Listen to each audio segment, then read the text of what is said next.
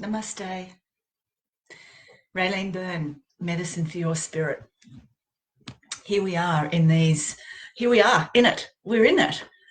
This time of revelation, this time of change, this paradigm shift, this movement from the old into the new. We are in it. And as crazy and frightening and terrifying for some people that it is, good morning, everyone. It is also an incredible opportunity for excitement for what is possible, what the potentials are, and how we're going to come out the other side. But we've got to go through all this at the moment, and this is a really big. It's like sifting the wheat from the chaff type of thing. So there's a lot going on. So this is my commitment, guys. I'm going to be coming in every morning, mostly mornings. I will do some evenings so we can quieten our minds down.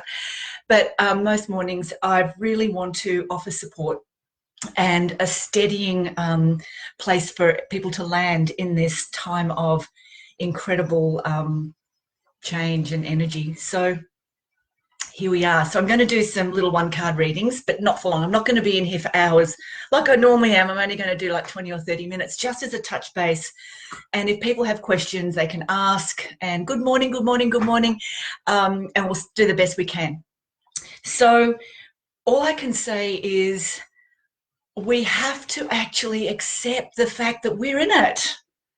And everything that's going on around us is part of this time that we signed up for. And this is a time of remembering for all of us that the skills and tools that we've been working on, we have been dabbling in, we have been reading about, we have been getting certificates about, all that sort of stuff. This is the time. This is when we pull it all together, and this is when we've got to offer it. You can have all the certificates of achievement and courses you've done all over the place. But this is now the time we've got to put it into practical everyday use. So I'm starting off today with a couple of pointers for us all just to take into consideration. There's a lot of people here. Hi, everyone. Hi, everyone. What is this teaching us? So this is today. What is this teaching us? Okay, I'll just share something that's happened with me. The other night, I had an amazing weekend, as we did. Beautiful sunshine. I swam that much on the weekend. It was just beautiful. And I went to bed on Sunday night, and I thought, oh, beautiful, restful sleep, be re-energized. And I couldn't sleep. My head was just spinning and spinning and spinning and spinning. And all the scenarios, it's like the old deep stuff, the scenarios around people being trapped in their homes, especially, the increase in violence with families, people with alcohol issues or drug issues, not having the distractions around them, people going off to the races, playing sport, going off to footy, how their outlet has been creative expression, this thing that we all do to fill ourselves that make us feel good, has been stripped away for a lot of people. So we have to find new things, and we are being reset on so many levels. So my head was spinning with all of this, and it wasn't until I was sleepless, I was tossing and turning. It's like, how can I turn this off? It's taken over, it's got control of me, and I don't like that. And I actually sat there, I sat up and went, all right, what do I need to do here? What do I need to do? Soul, tell me, what do I need to do? And all I heard was, be of service. Be regularly of service. Be there for people. Answer your phone more than what I do. Sometimes I don't answer my phone. And that's secret squirrel stuff, don't tell anyone. Be available to do more lives. Run a webinar every week with a beautiful meditation for people and help people breathe through stuff. So this is what I'm doing. And as soon as I made that decision, I fell asleep like that. It was amazing. So here we go. I just want to share this, and then I'm going to do some little one-card readings from Divine Directions, and we're going to just see, something for all of us. So look, what are we being taught right now? What is something we can think about today? So the first thing, I wrote them down. The first thing is, we have spent decades and decades getting comfortable with hugging one another. We went from formal handshakes and standing back, which is back in the 50s and and 40s and maybe 60s and hippy dippy people what were into all the peace, love and Coca-Cola, but it took a while for that to infiltrate out into society for it to be normal. And there's still people today who are really, they don't like the hugging thing, but majority of us have learned how to hug, heart to heart, embrace, pull one another in, be together in close proximity. So now we've actually got to step apart again. So what does this mean? It means that we get to practice mindfulness in the moment. Isn't this amazing? If we can see it this way, we've got to practice mindfulness in the moment. It's presence, being present. This is not appropriate right now. And instead of going, oh, this is driving me insane and I can't, this is annoying and carrying on, let's just accept that we have to be mindful right now in the present moment. That's all we can deal with, the present moment. And as you've heard me say over and over and over, what we do right now, what we think, say, feel and do right now is what we are setting up for ourselves to step into in the immediate future, in the next week, next month, next 6 months. So how we start dealing with things. And yes, it is sad that we can't hug each other and be there for each other that way, but how about we learn how to do energetic hugs? And what does that mean? It means looking at someone in the eyes when you're with them, even though you're 1.5 meters apart or 4 meters apart or whatever the distance is. I don't know what it is, but I know you've got to step away from people. Transmitting that beautiful love and that gratefulness of being with someone through your eyes, just with that intention, just look into their eyes. And that's your etheric hug, So, and I will pop a link up here. I'm doing a program this year, and there is a lady who has a self-hugging technique, and I'll pop that up because it's a beautiful thing to do, because we all need to be touched. We all need to be held. And there are a lot of people who are on their own. So if you learn how to do this from that place of great intent and great love, then you're going to feel a bit better. So the first thing to remember, we are being given this incredible opportunity to practice mindfulness in the moment, to be present, to be in that moment of acceptance. And then we get to choose to transmit through our eyes and through your heart, if you like. So that's number one. Number two is remembering that humanity, the survival of our species, has been based on adaptability. It's that simple.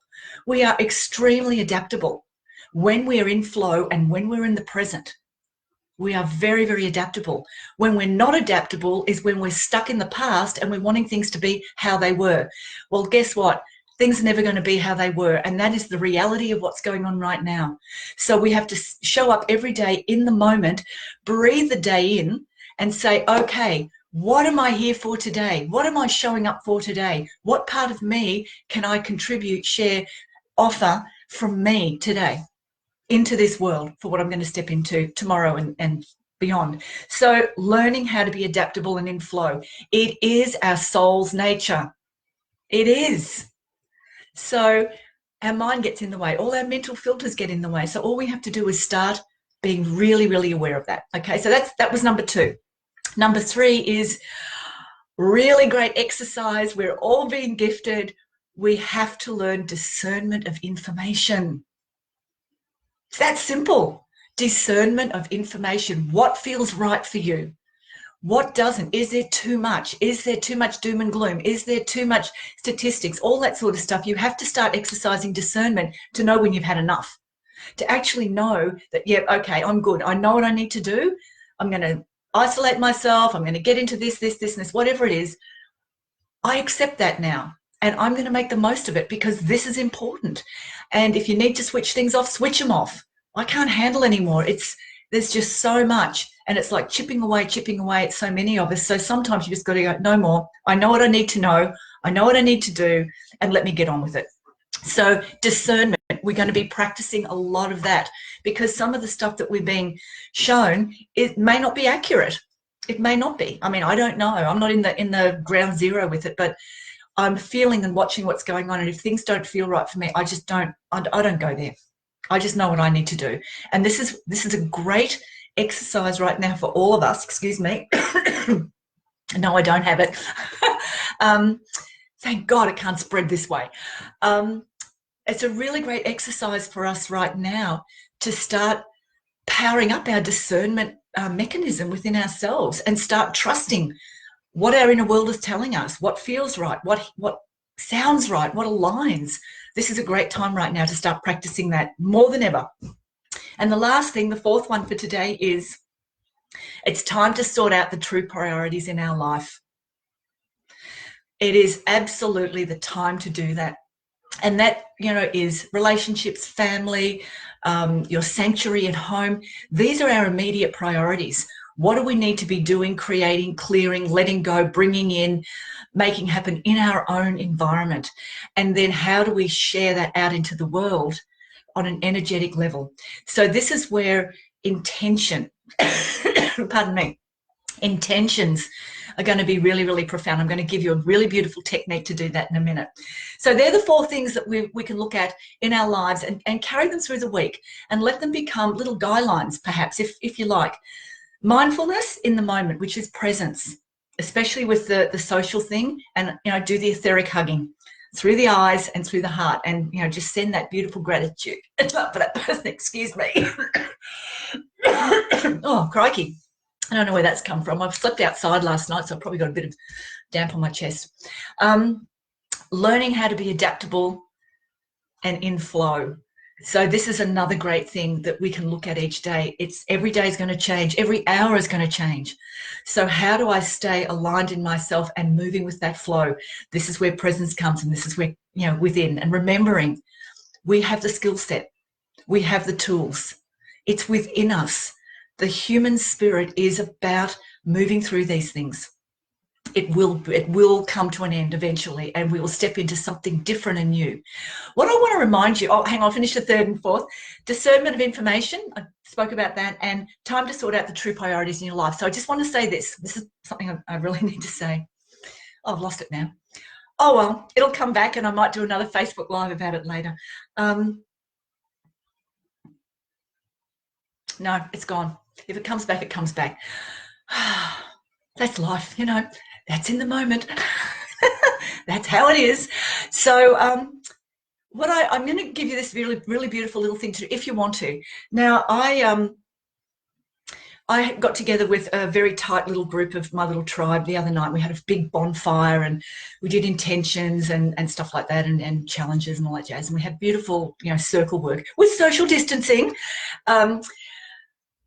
But what we did, and it was such a beautiful thing, and I've continued it since, is we all got ribbons. I took ribbons along for everyone, so just a beautiful ribbon, and cut them off about that long, so a metre, maybe a metre and a bit. And what we did, we wrote on the ribbon what we were moving through, or what our intention was for, that particular thing that we're going through, which was the autumn equinox. So what I'm doing now is I've got quite a few ribbons here, and each morning when I wake up and I do my stuff, I'm sitting there and going, okay, what is an intention I want to send out to the world today? And so what I'm doing is I write on the ribbon what it is. It can be one word, it can be a sentence, it can be however long you like. I snip it off, and then I go and tie it on a tree, on a branch on a tree. And so the winds of change, as it comes through, whooshing through. So I will put a picture up here a bit later of the one we did the other night, and maybe in 2 weeks I'll put a picture up of the tree I'm doing at home. And so this is a thing that you can practically do, something where you can really lock in, because the thing is, when we have an intention or an inspiration or an imagination or an idea, it's an energetic process. And as soon as we pick up a pen and write it down on a piece of paper or strips of fabric, if you haven't got ribbons, cut up bits of fabric, old fabric, that will do. It doesn't matter. When we write it down, what happens? We have birthed that energetic impulse into reality. So just imagine having a tree or trees around the place with loads of ribbons, sending that beautiful intention, like prayer flags. It's like a COVID-19 prayer flag. Let's call it that, hey? And we can have them everywhere. So that's something, if you want to do that. And what a beautiful thing to be walking on the streets. They will rot. They're not going to become rubbish on the road that can't disintegrate. Ribbon, fabric will rot eventually. But what a beautiful thing. Just imagine walking down streets and seeing trees with, ribbons or fabric, blowing in the breeze, sending all these beautiful prayers and intentions and blessings out. I think it looks pretty cool in my world, in my vision. So you can do that, and you can get ribbons if you want ribbons from the cheap shops and specialty shops and stuff like that. So that's just something you can do. So that's enough of me blurbing on. So I hope that's helped with giving you some ideas of things to play with, and if you want, you can share your pictures of trees, and maybe oh, okay, so Candace, and yeah, share them with us so we can all be inspired to keep doing this. So I've got a couple of messages here. So Candace, oh, beautiful Candace, she's asked me to talk about my soul overviews. Okay, so this wasn't about that, but anyway, I will share it. I do these very personal, soul-connected overviews, and I do 3-month one, 6-month or 12-month. And what they are is, pardon me, I sit down, I connect into your soul, and I connect into what the what the next best steps are for you each month. So you get a month theme, and you get a support from ancient wisdom as well. And these are really, really involved, and they've got lots of tips, lots of rituals you can do, or simple rituals. There are declarations. There's things to look out for, things to start incorporating.